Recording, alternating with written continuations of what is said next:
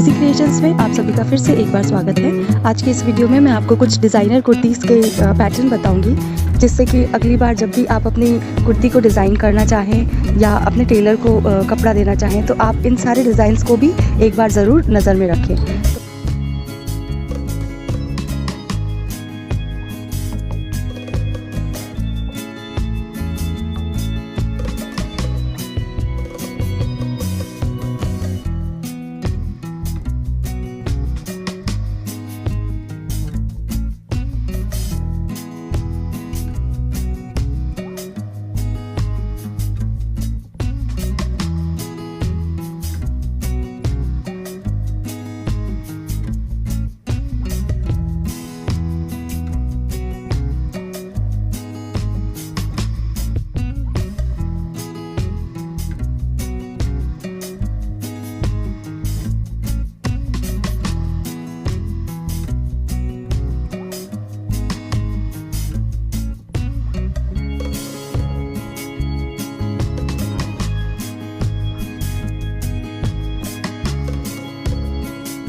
तो फ्रेंड्स, कैसे लगे आज के डिज़ाइंस?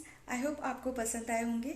अगर वीडियो अच्छी लगी तो इसे लाइक ज़रूर कर दीजिएगा, अपने फ्रेंड्स के साथ भी ज़रूर शेयर कीजिए और अगर इसी तरह के और वीडियोस देखने हैं तो मेरे चैनल को सब्सक्राइब करना मत भूलिए। हम फिर मिलेंगे अपनी अगली क्रिएशंस में। वीडियो देखने के लिए बहुत बहुत शुक्रिया।